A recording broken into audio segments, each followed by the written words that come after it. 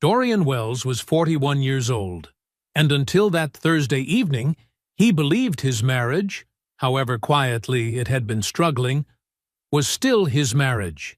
He was a structural engineer, steady, methodical, the kind of man who showed up for people without being asked and built things designed to last.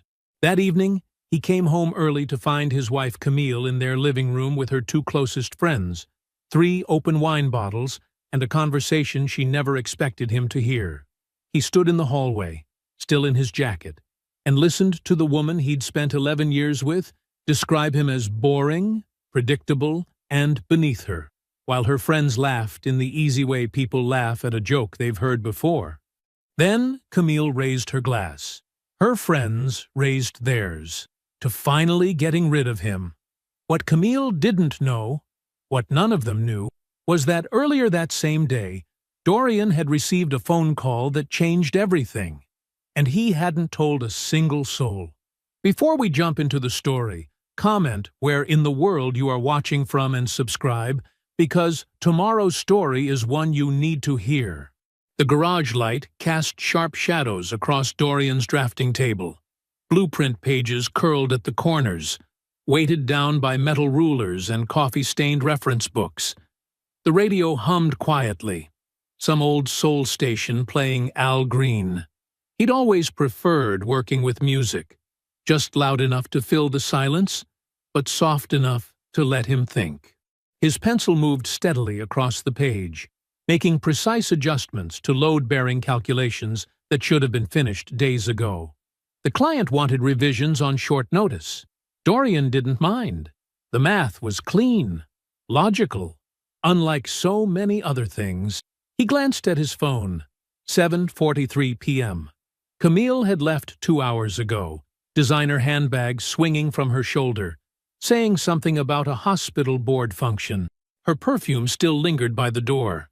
He hadn't asked for details.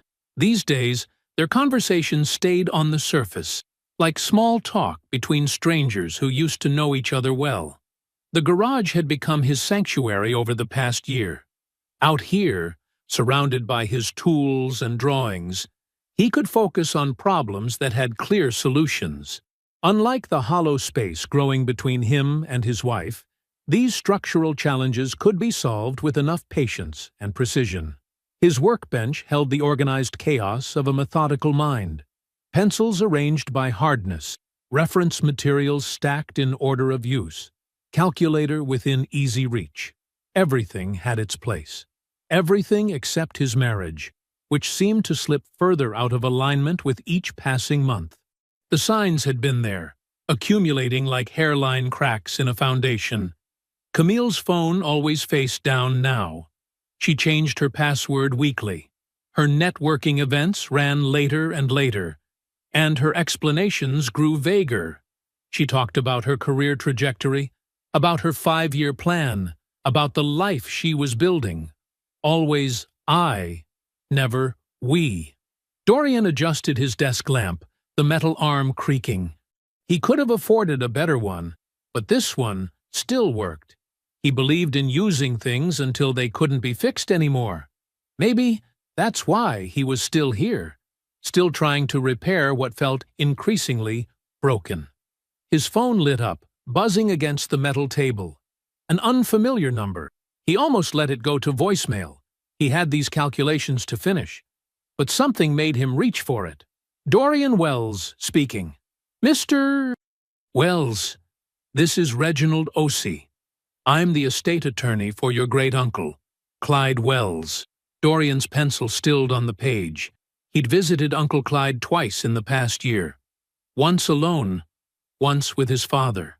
The old man had been failing, but his mind stayed sharp. While other relatives sent impersonal fruit baskets and empty promises to visit, Dorian had sat with him, listening to stories about building a business from nothing, about patience and compound interest. I'm afraid I have news about your uncle, Reginald continued, his voice professionally gentle. He passed away yesterday evening. Dorian closed his eyes. I understand. There are some matters we need to discuss regarding his estate. A pause. Your great-uncle was quite specific in his will. The entire estate, which includes significant investment holdings and 2 commercial properties, has been left to you as sole beneficiary. The pencil rolled from Dorian's fingers, leaving a faint mark across his calculations. I'm sorry. Could you repeat that?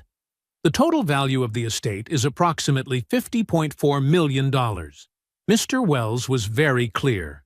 Everything goes to you. The garage seemed to tilt slightly. Dorian's free hand gripped the edge of his drafting table, steadying himself. The radio played on, Ray Charles now, oblivious to how the world had just shifted. When he could trust his voice, he thanked Reginald and ended the call. For several minutes, he sat perfectly still, listening to his own breathing mix with the quiet music. His first thought wasn't about the money. It was about Clyde, who had watched everything, understood everything, and made his choice accordingly. His second thought was about Camille. He picked up his phone again, scrolling past his wife's name to call his father. Harold Sr. answered on the second ring. Dad. Dorian's voice was steady. Uncle Clyde passed. A long silence. Then, you went to see him? More than once. Yes. Dorian swallowed. Dad, he left everything to me. All of it. Another silence, heavier this time. When Harold Sr. spoke again, his voice carried the weight of years of watching and knowing. Don't tell that woman a thing until you talk to a lawyer. Dorian started to object, but something in his father's tone made him stop. Made him think about Camille's password changes, her late nights, her separate plans. He called Reginald back, asked for a referral to a matrimonial attorney, received a name, Josephine Mack. The drawings still waited on his table, but when he looked at them now, the lines blurred together. The numbers refused to make sense. Tomorrow would be different. Everything would be different. The setting sun painted long shadows across the hospital construction site as Dorian wrapped up his final inspection. He'd pushed through the meeting efficiently, his mind elsewhere. The client noticed nothing unusual, just the same methodical engineer they'd come to rely on, marking his checklist with characteristic precision. He pulled into his driveway earlier than usual, the gravel crunching under his tires. 3 cars sat in front of the house. Camille's silver BMW, Dana's white Range Rover, and Priya's dark blue Tesla. The sight of them together wasn't unusual. Dana and Priya had been fixtures in their social circle for years, orbiting Camille like loyal satellites. The side door was his usual entrance when coming from work, closer to where he parked, and it led past the laundry room into the back hallway. He turned his key in the lock, the familiar mechanism clicking softly. The sound of women's laughter drifted from the living room, along with the clink of wine glasses. He was about to call out, to announce his presence the way he always did. But something in the tone of their laughter made him pause, his hand still on the doorknob. I swear, Camille's voice carried clearly, loosened by what must have been several glasses of wine. It's like living with a textbook. Everything has to be planned, calculated, measured twice. She affected a mocking tone. Let's review the budget again, honey. Did you remember to factor in the contingency percentage? Dana's laugh was immediate and knowing, the laugh of someone who had heard variations of this complaint before. God, how do you stand it? I don't anymore. Camille's voice took on a harder edge. That's the whole point. I've got everything lined up. Julie Marshall is handling the divorce. She's excellent, very discreet. The timeline's already in motion. Dorian stood absolutely still in the hallway, his work jacket still on, the strap of his laptop bag cutting into his shoulder. He didn't move to adjust it. It's about time, Priya chimed in, her voice carrying that particular tone of supportive righteousness. You've been planning this for what, a year? 14 months, Camille corrected, and Dorian could hear the smile in her voice, the satisfied sound of someone unveiling a well-executed plan. Had to get everything in order first. But now, she paused, and he heard the sound of a bottle being lifted, liquid pouring. Now it's just a matter of timing. He really has no idea? Dana asked, amusement threading through her words. Please. Camille's dismissal was casual, practiced. Dorian sees what he expects to see. That's his whole problem. No vision, no ambition. Just the same predictable patterns, day after day. While I've been building something real, he's been... She laughed. Well, he's probably in that garage right now, measuring something. The sound of glass, touching glass. Then Camille's voice again, raised slightly. To finally getting rid of him. To freedom, Dana echoed. To new beginnings, Priya added. The sound of 3 women drinking to the end of his marriage echoed in the quiet hallway. Dorian moved then, each step precisely placed, silently retracing his path to the side door. He closed it with the same care he'd used to open it, the latch catching with the faintest click. In his truck, he sat with both hands on the steering wheel, staring at the warm yellow light spilling from his living room window. Music drifted faintly through the glass, something upbeat he couldn't quite identify. The inheritance paperwork sat in a folder on Reginald's desk, waiting for his signature. 14 months, she'd said. 14 months of planning while sleeping beside him. After 20 minutes, he started the engine. The drive to Walt's house was automatic. They'd been friends long enough that he could navigate it without conscious thought. Walt opened his door, took one look at Dorian's face, and stepped aside. They sat at Walt's kitchen table, the surface still showing water rings from countless beers shared over countless conversations. Dorian told him everything, the inheritance, the overheard conversation, the toast. With each detail, Walt's jaw tightened further, his fingers curling into fists on the tabletop. Before Walt could speak, Dorian raised his hand. I need you quiet and steady right now. Can you do that? Walt's knuckles were white, but he nodded, visibly restraining himself. 2 things stay secret, Dorian continued, his voice level. The money and the fact that I heard them tonight. Nobody knows either of those things. Not yet. Later, he drove home and walked past the now empty living room. 3 wine glasses sat in the sink, evidence of a celebration he wasn't meant to witness. He made his way to the guest room, not offering Camille an explanation she didn't ask for.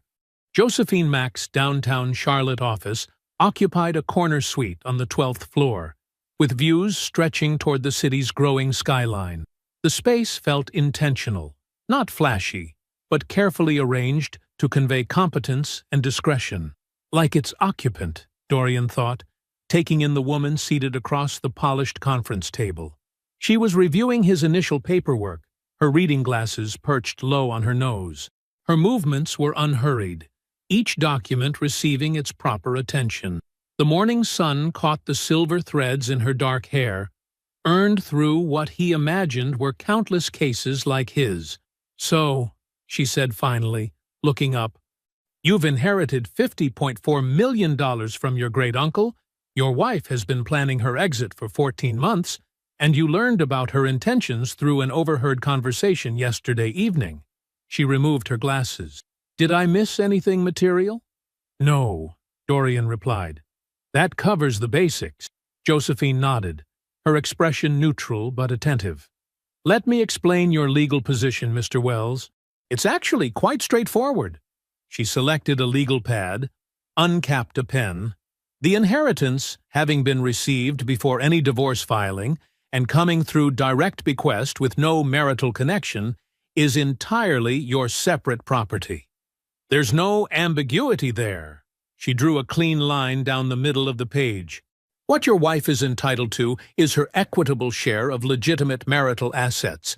That means the house equity you've built together, your joint savings accounts, and retirement contributions made during the marriage. She started noting figures.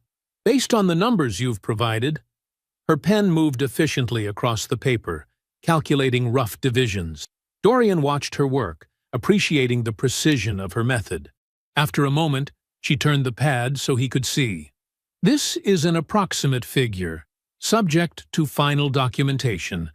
but it represents what Mrs. Wells would receive in an equitable division. She tapped the circled number at the bottom. It's enough to start over.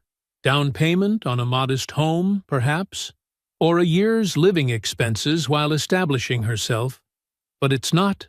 She chose her words carefully. It's not the sort of settlement that funds the life she appears to be anticipating.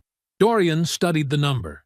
It was clean, legitimate, and nowhere near what Camille had been positioning herself for. He nodded once. Now, Josephine continued, here's what you need to do, or rather, not do. Make no changes to your regular financial patterns. Don't move money, don't close accounts, don't make any unusual purchases or transfers. Behave in all observable ways, exactly as you have been. She held his gaze. The inheritance stays completely confidential. No one in your wife's social or professional circles can know about it. Not yet. Understood, Dorian said. I'll need comprehensive financial documentation, she continued. Bank statements, investment accounts, credit card histories, property records, everything from the marriage. How quickly can you gather those? I can have them to you within 3 days, Dorian replied. I keep detailed records. Something flickered across Josephine's expression. Not quite approval, but recognition of a client who wasn't going to create extra work through disorganization. She made another note. One last thing, Mr. Wells, she said, setting down her pen. The composure you're showing, maintain it. It's your strongest asset right now, beyond even the inheritance. Your wife has built certain expectations about how this will unfold. Let her keep those expectations a while longer. Dorian stood, gathering his briefcase. Thank you for your time, Ms. Mack. My office will be in touch about the documentation, she said, rising. And Mr. Wells, you're doing this correctly. Remember that. In the parking lot, Dorian sat in his truck and called his father. Harold Sr. answered on the second ring. Attorney laid it out, Dorian said simply. Inheritance is separate property. Everything's clear. She gets her share of marital assets, nothing more. There was a moment of silence on the line, then Harold Sr.'s voice, steady as bedrock. Good. Now hold. Yes, sir, Dorian replied. He ended the call, started his truck, and pointed it toward the office. There were structural calculations waiting on his desk, load-bearing equations that needed his attention. He would put his head down, do the work in front of him, and hold, just like his father said. The garage had always been Dorian's space for clarity. Tonight, its familiar order, pegboard of precisely arranged tools, shelves of labeled boxes, work tables scarred from years of careful measuring and cutting, felt like the only steady ground he had left. He spread the financial documents across the table in chronological order, the way he would arrange structural drawings before beginning an analysis. Bank statements, credit card bills, property records, 14 months of their shared financial life laid bare under the fluorescent shop lights. At first glance, everything looked normal. Their joint checking account showed the expected pattern.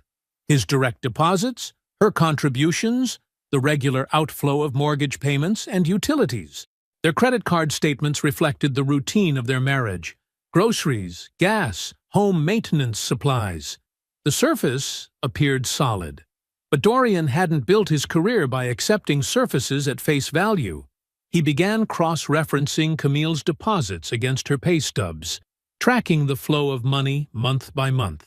That's when he saw it, the careful extraction happening just beneath their daily financial life. Starting 14 months ago, Camille had opened a personal account at Second Regional Bank. The initial deposit was modest, $2,500, easily explained as a work bonus or reimbursement. Then came the transfers, $400 here, $750 there, each one sized to avoid drawing attention. Some months showed 3 smaller movements instead of 1 larger one. The pattern was deliberate, precise. Dorian created a spreadsheet, entering each transfer with the same attention he gave to load calculations. The numbers built steadily, one $150 in March, one $400 in April, one $200 in May. Month after month, while she sat across from him at dinner and discussed renovating the kitchen someday, she had been constructing her escape fund with architectural patience. He checked the account opening date against his mental timeline. 2 months after she started staying late at work more often. 3 months before the night she said she was too tired to visit his parents for Sunday dinner. The first of many such nights. The financial withdrawal had begun after the emotional one, but both were part of the same carefully mapped exit. The garage felt too quiet. Dorian switched on the radio, letting the low murmur of late-night jazz fill the space while he continued his analysis. Every document told part of the story. Credit card statements showing decreased joint purchases, property tax records confirming the equity they'd built in the house, equity she had let him continue paying into while knowing she planned to claim her share. He thought about the holidays they'd shared during these 14 months, Thanksgiving at his father's house, where she had smiled and helped clear dishes, Christmas morning, opening gifts she had chosen while already knowing she wouldn't be there next year, New Year's Eve, when she had kissed him at midnight with the practiced ease of someone who had stopped meaning it long ago. Working methodically, Dorian photographed each relevant document.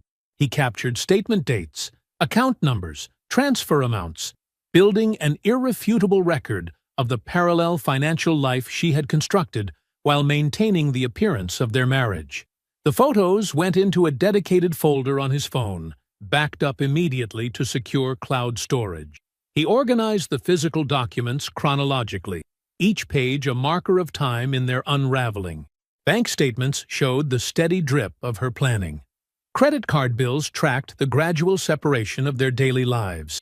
Property records documented the home they had built together, or rather, the home he had largely built while she prepared to claim her portion and leave. The labeled folder sat on his work table until morning. He drove to Josephine's office before heading to work, the weight of 14 months of documented deception riding in his passenger seat. The morning sun caught the downtown buildings as he parked, turning the glass facades into mirrors. He thought about reflection, about surfaces that show you one thing while concealing another. Josephine's office was quiet when he arrived, the day's bustle not yet begun. She took the folder without comment, opened it at her desk, and began reviewing the contents. Dorian watched her expression shift subtly as she processed what the documents revealed. Not surprise, exactly, but recognition of something she had seen before and understood completely. She looked up after the first several pages, meeting his eyes directly. "This," she said, tapping the folder, "changes the shape of the case considerably. You did exactly the right thing bringing these to me." She paused, studying him. "And you documented everything properly. Well done." Walt's text came on a Tuesday morning. "Need to talk. Not urgent, but important." Dorian met him for lunch at their usual spot, a deli halfway between their job sites. Walt looked uncomfortable, fidgeting with his sandwich wrapper before getting to the point. "I haven't asked around directly," Walt said, his voice low despite the lunch crowd noise. "But you hear things in the trades." Name kept coming up. Brent Okafor. He's an architect, does mostly mid-size commercial work. Been seeing someone matching Camille's description? About 8 months now. Dorian absorbed this without visible reaction. "How certain?" "Certain enough to tell you." Walt pushed his plate aside. "Look, I know you said to stay quiet. I haven't talked to anyone. Just kept my ears open at job sites, supplier meetings. People talk shop, names come up." Dorian nodded. Walt had done exactly what was needed. Gathered information without creating waves. "Thank you," he said simply. Back at his office, Dorian did some basic research. Brent Okafor's professional profile was easy to find. Mid-40s, well-regarded in the Charlotte architectural community, focused on sustainable commercial development. They had never crossed paths directly, but they shared enough professional connections to make an introduction natural. Through a mutual contact in structural engineering, Dorian arranged what appeared to be a routine project meeting. They agreed to meet at a coffee shop downtown, neutral ground for a professional discussion. Dorian arrived early, chose a quiet corner table, and waited. When Brent walked in, Dorian studied him carefully before making eye contact.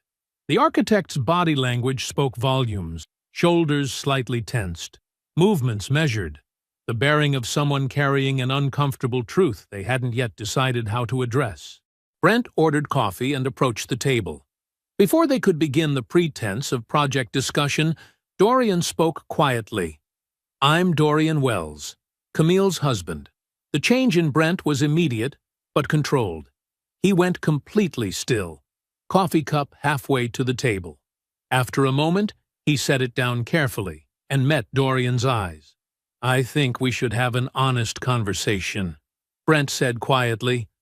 What followed was not what Dorian expected. There was no defensive posturing, no attempts to minimize or deflect. Brent spoke with the direct manner of someone who had already wrestled with their conscience and decided on truth as the only acceptable path. "I had no idea she was married," he began. "She told me she was separated, that the marriage was over except for finalizing paperwork. I had no reason to doubt her. We met through a development project. Everything seemed straightforward." Dorian listened, noting the past tense. Brent continued, "3 weeks ago, I was at a zoning board meeting. Someone mentioned seeing Camille with her husband at a community function." "Recent function?" He shook his head slightly. "I asked some careful questions, found out the truth." "What did you do?" Dorian kept his voice neutral. "Ended it immediately. Called her that night, told her I knew, told her not to contact me again." Brent's hands were steady around his coffee cup. "I don't do that.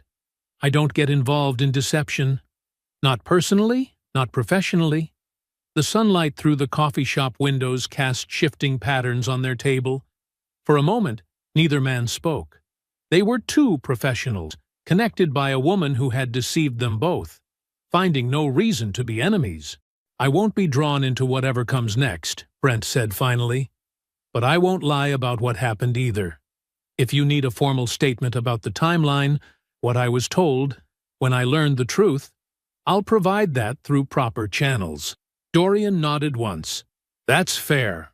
Brent stood, extended his hand. "I'm sorry," he said, and the words carried the weight of genuine regret, not for Dorian's benefit, but as a simple truth between men who understood the value of integrity.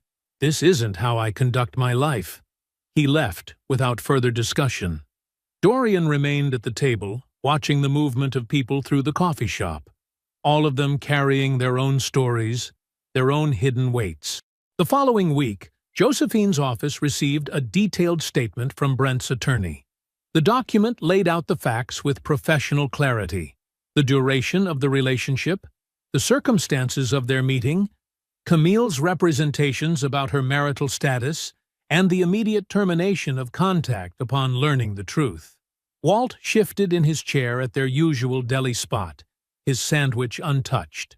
"There's something else you need to know," he said, his voice carrying the weight of news he wished he didn't have to deliver.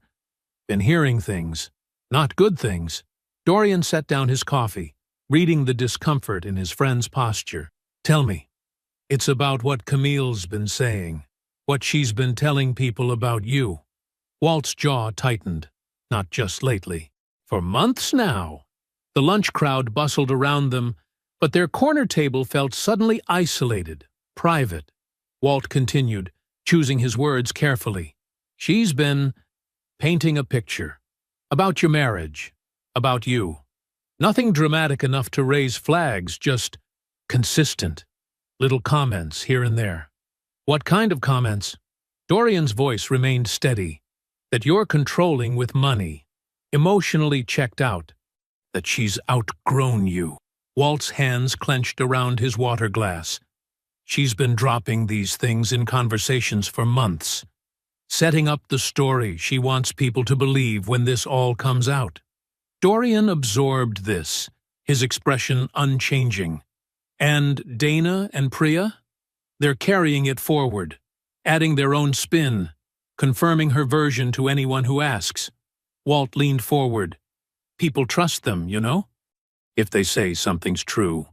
People believe it, Dorian finished quietly. The implications unfolded in his mind like blueprint layers. This wasn't just about money or infidelity. This was about identity. His character being carefully dismantled in the social world they shared, piece by piece, while he worked late hours and visited a dying uncle. The Hendersons stopped inviting me to their weekly games, Dorian said, a small detail suddenly making sense. Mark Henderson used to call me brother. Walt nodded grimly. They've heard the version where you're the reason Camille's unhappy. The version where she's trying to break free from something suffocating. Dorian thought about all the subtle shifts in his social circles over the past months, the slightly cooler greetings, the conversations that stopped when he approached, the gradual distance from people he'd considered friends. How many? He asked. Enough, Walt replied. She's been careful about it. Strategic. Telling the right people. Letting it spread naturally. Dana and Priya vouching for her version makes it seem legitimate. That evening, Dorian sat alone in his garage. No radio, no drawings. Just the weight of understanding that while he'd been focusing on financial documents and legal strategies, something else had been happening. Something that couldn't be fixed with settlement agreements or court orders. His name, his character, the truth of who he was, carefully unraveled by three women who had raised their glasses and then carried their story into every corner of the world that knew him. The concrete floor was cool and solid beneath his chair. Tools hung in their precise places on the wall. Everything ordered, everything in its place. But the space felt different now, knowing that outside these walls, in living rooms and coffee shops and casual conversations, he had already been cast as someone else entirely. The side door creaked open. Harold Sr. stepped in without announcement, the way he always appeared when something was wrong. He pulled up another chair, sat beside his son in the gathering darkness. They didn't speak much. They didn't need to. Harold Sr. had raised him alone, had taught him that a man's name was something you built slowly and protected fiercely. Now they sat together while Dorian processed the full scope of what Camille and her friends had done, not just to his finances or his marriage, but to the careful architecture of his reputation. After a long while, Dorian stood. He walked to his work table, rolled out the drawings he'd left unfinished. His father watched as he picked up his pencil and returned to the precise lines and measured angles of his work. He was not the story they told. Everyone who mattered would know that before this was over. And Dana and Priya would learn that the social capital they had spent so freely on Camille's behalf was gone for good. Harold Sr. stayed a while longer, his presence solid and unchanged in the quiet garage.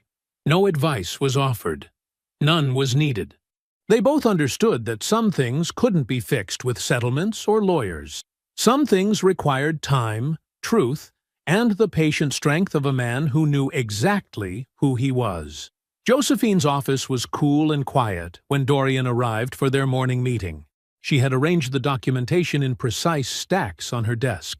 Financial records, Brent's statement, evidence of the hidden account, everything organized with characteristic thoroughness. "We're ready," she said, her tone carrying the professional certainty he had come to trust. "All documentation is complete and properly filed. We can initiate formal separation proceedings as soon as you give the word." Dorian looked at the carefully assembled evidence of his marriage's dissolution. Every paper represented a choice Camille had made. The account she'd hidden, the story she'd crafted, the life she'd planned without him. He nodded once. "Do it." "You're sure about service at her workplace?" Josephine asked, not questioning his decision but confirming his intent. "Yes," Dorian said. "No ambiguity about receipt. No private moment for her to reframe it. Clean and clear, in front of witnesses." Josephine made a note. It will likely be tomorrow, mid-morning. I'll have confirmation when it's done. The next day, Dorian was reviewing site plans when his phone buzzed with a text from Walt. It's done. Process server caught her coming back from her morning meeting. Dorian set his phone down and returned to his drawings. Within hours, Camille had retained Patricia Chen, a divorce attorney known for aggressive representation.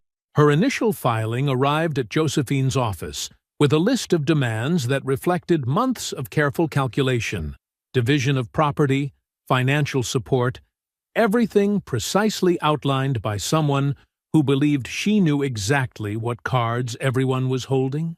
Walt came by that evening with takeout. They sat in Dorian's garage, the radio playing softly in the background. "When are you going to tell her about the money?" Walt asked, watching his friend carefully. "I'm not," Dorian replied. "Josephine will disclose it through discovery. It's the legal requirement. All assets have to be declared." "So she finds out from a document?" "She finds out in a conference room surrounded by lawyers when everything's already in motion." Dorian took a bite of his food. No private conversation where she can negotiate. No chance to adjust her strategy from the beginning. Just facts on paper, delivered through proper channels. Walt considered this. That's going to hit hard. "It's going to hit exactly as hard as it needs to," Dorian said quietly, "with exactly the witnesses it needs to have." They ate in companionable silence for a while. The radio played old soul music, the kind Dorian's father always had on in the garage when he was teaching his son how to build things properly. "Chen's going to push for full financial disclosure fast," Walt said finally. "That's her standard play." "Let her push," Dorian replied. "Everything's ready. Everything's documented. Everything's exactly where it needs to be." The evening settled around them, cool and quiet. Walt gathered the takeout containers, hesitated like he wanted to say more, then simply clasped Dorian's shoulder before leaving. Alone in the garage, Dorian rolled out a set of drawings for tomorrow's site meeting. The lines were precise, the measurements exact, every element carefully placed to carry its proper weight. He had always understood structures this way. Not just the visible parts, but the hidden supports that made everything hold together. Later that night, lying in the guest room that had become his space, Dorian felt a particular kind of stillness settle over him. It wasn't peace exactly. Too much had been broken for peace. It wasn't anticipation. He was too methodical for that kind of emotion. It was the quiet certainty of a man who had checked every calculation, verified every measurement, and knew that the structure he had built would hold exactly as designed. Every beam was in place. Every support was properly anchored. Every element had been chosen and positioned with careful purpose. Now, it was simply a matter of waiting for the whole thing to reveal itself, one precise piece at a time. The morning sunlight filtered through the Venetian blinds in Kenneth Chen's office as he opened the financial disclosure documents from Dorian's legal team. His secretary had just delivered them, still warm from the courier's envelope. He settled back in his leather chair, coffee cooling on his desk, and began his initial review. The first few pages were standard: joint accounts, retirement funds, property records. Then he turned to page 7. His hand stilled. He read it again. He set his coffee down carefully and reached for his phone. The call to Josephine Mack's office lasted less than 5 minutes. Her response was measured, precise, and entirely without room for negotiation. When he hung up, he sat for a long moment looking at the documentation spread across his desk. Then he buzzed his secretary. "Get me a conference room for tomorrow morning. Priority client."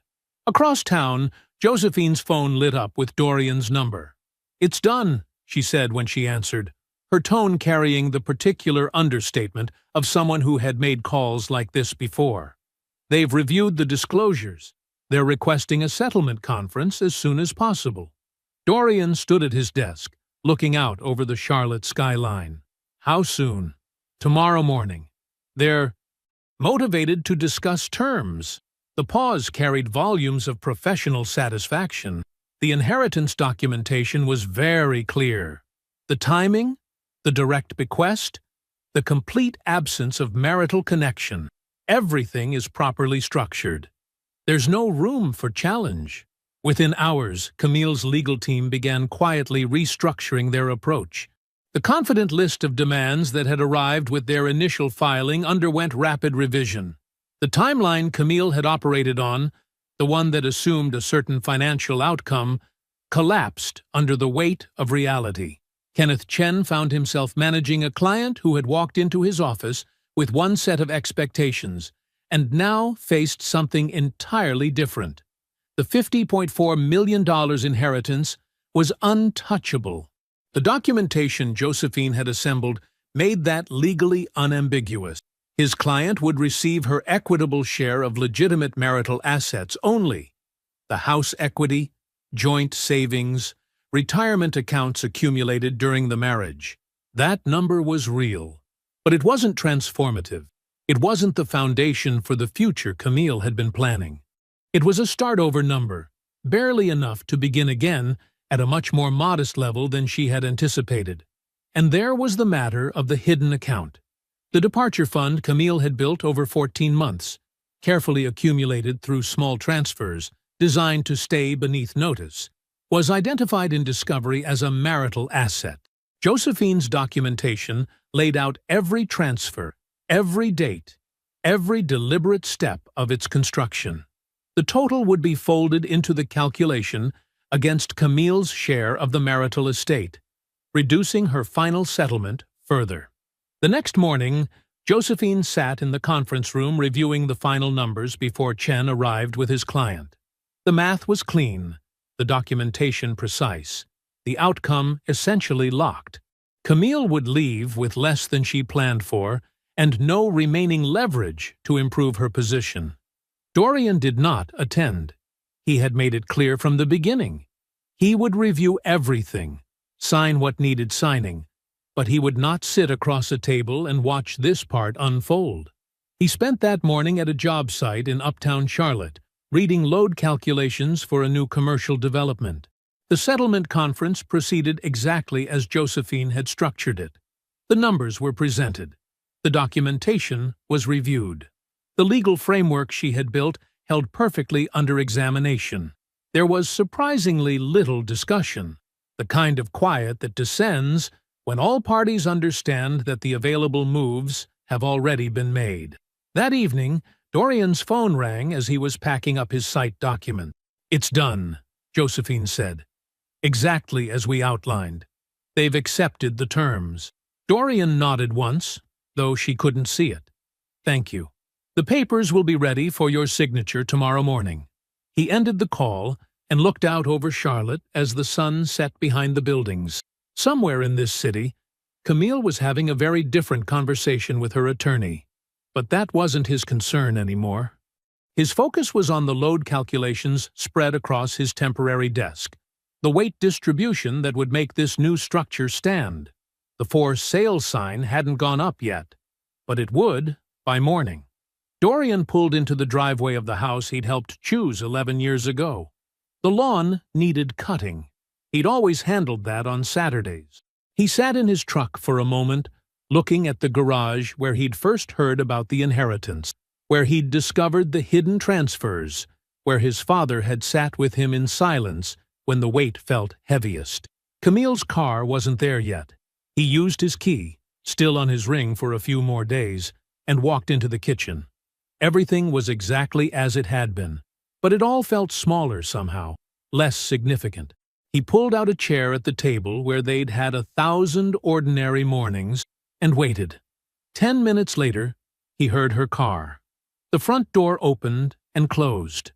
Her heels clicked on the hardwood, a sound he used to listen for at the end of long days. She appeared in the kitchen doorway, perfectly put together as always, carrying herself with the practiced composure of someone who had rehearsed this moment. "Thank you for agreeing to meet," she said, taking the chair across from him. Professional, controlled, the voice she used in board meetings. Dorian said nothing. He simply waited. Camille began with what was clearly a prepared statement.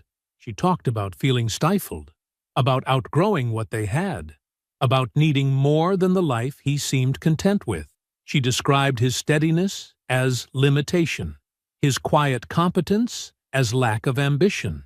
She framed everything, the account, the timeline, the exit strategy, as reasonable responses to a marriage that had become too small for her. Her voice never wavered.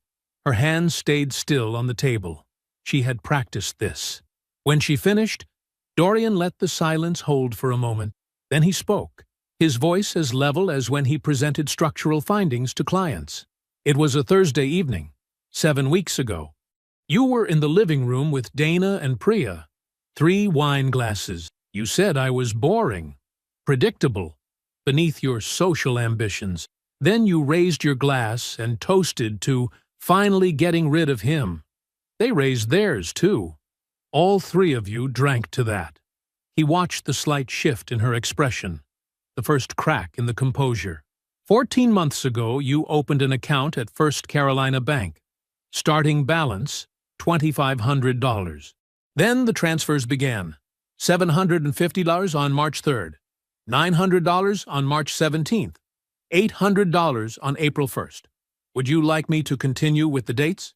She didn't answer. Brent Okafor told me everything. He was direct, professional, handled himself with more dignity than you showed either of us. He had no idea you were married. You told him we were separated, just waiting on paperwork. He ended it immediately when he learned the truth. Dorian leaned forward slightly. But that's not even the most interesting part. Dana and Priya. They took the story you gave them and carried it everywhere. To the Hendersons, to the Martins, to people at your hospital, to people at my firm. They painted a very specific picture of who I am. Would you like to know who repeated it back to me? Something flickered across Camille's face, the first hint of genuine discomfort. But here's what matters most. You want to know about the money? About Clyde? I drove down to see him 8 times in the last year. Alone. Called him every holiday while you were at work function. The uncle who expected that inheritance? He sent fruit basket. Never visited once. Never called. Clyde noticed everything. He always noticed everything. Dorian's voice remained steady, almost gentle. The money exists because I was the kind of man who showed up for people when showing up cost him something. You lived with that man for 11 years. You never once looked at what was actually in front of you. He stood up, keys already in hand. He didn't wish her well. He didn't wish her poorly. He simply walked out of that house for the last time, leaving her at the kitchen table where 1,000 ordinary mornings had passed between them. Through the window, he heard no movement from inside. No words followed him. She had no prepared remarks left for this moment. The settlement agreement landed on Josephine's desk with both signatures, notarized and filed. Clean. Final. Dorian reviewed the numbers one last time. The house sale proceeds split equitably. Retirement accounts divided. Joint savings distributed. Camille's hidden departure fund had been reallocated against her share in Discovery, reducing her total settlement further. The final figure was enough to start over, but nowhere near the transformation she'd planned. Reginald Osei's office felt different this time. No shock, no weight of revelation. Just the quiet satisfaction of paperwork being completed correctly. The estate transfer documents lay before him. $50 million passing from Great-Uncle Clyde's disciplined lifetime into Dorian's steady hands. "Everything appears to be in order, Mr. Wells," Reginald said, his formal tone carrying genuine respect. "Once you sign here and here, the transfer will be complete." Dorian signed. The pen felt significant in his hand. In the professional circles Camille had carefully cultivated, a different kind of transfer was taking place. The truth about her 14 months of hidden financial movements spread through the same channels where she'd built her previous narrative. People who'd heard Dana and Priya's carefully crafted version now learned about the documented transfers, the dates, the calculated deception while she shared a home and bills with her husband. Brent Okafor's written statement circulated quietly but persistently. His account, factual, dignified, and completely incompatible with how Camille had presented herself, reached corners of their shared professional world that Dana and Priya hadn't considered. His integrity cast an uncomfortable light on everyone else's choices. Dana noticed it first, at a hospital fundraiser. Subtle shifts in how people received her. Conversations that cooled slightly when she approached. She'd been a primary carrier of Camille's story, adding her own editorial weight to shape perceptions. Now she found herself holding a collapsed narrative, her own credibility damaged by association. Priya experienced it in client meetings, small hesitations, careful distances. She had been part of toasting a clean getaway. Instead, she was now linked to a documented pattern of deception that had been handled with more grace by its target than its architects. Neither woman was ruined. Their professional lives continued. Their social circles remained intact, but something had shifted permanently. Their judgment was quietly questioned. Their versions of events were no longer automatically trusted. The friendship with Camille, once a source of social capital, became a liability they began managing through careful distance. Camille found herself rebuilding from an unexpected position. The settlement provided a foundation, but not the freedom she'd designed. The loyal circle she'd counted on began to thin exactly when she needed it most. Phones rang fewer times. Invitations arrived less frequently. The narrative she'd built so carefully had crumbled, leaving her to face the consequences without the buffer of sympathetic friends. In his new office, Dorian met with the wealth management team he'd selected. They discussed investment strategies, philanthropic planning, and the structural engineering consultancy he was developing. The focus would be commercial development in underserved urban corridors around Raleigh, bringing his expertise to projects that needed it most. Harold Sr. sat with him through several of these meetings, offering the occasional gruff observation that cut straight to the heart of things. They were building something that would outlast both of them. It felt right. When Dorian walked out of Reginald's office that final time, Walt was waiting in the parking lot with 2 coffees. He handed one over without ceremony. They stood in comfortable silence for a moment, watching traffic pass on the street below. "So, what now?" Walt asked finally. Dorian took a careful sip. The coffee was exactly how he liked it. Walt had been paying attention all these years. "Build something," he said. Walt nodded, understanding completely. They didn't need more words than that. 18 months later, Dorian stood on his balcony in Raleigh as dusk settled over the city. The consultancy was operating successfully. Harold Sr. visited regularly, watching football and offering quiet approval of his son's choices. Walt's contracting business had landed its largest contract to date, through a connection Dorian had made without being asked, which neither of them ever discussed directly. In quiet moments like this, Dorian sometimes thought of Brent Okafor.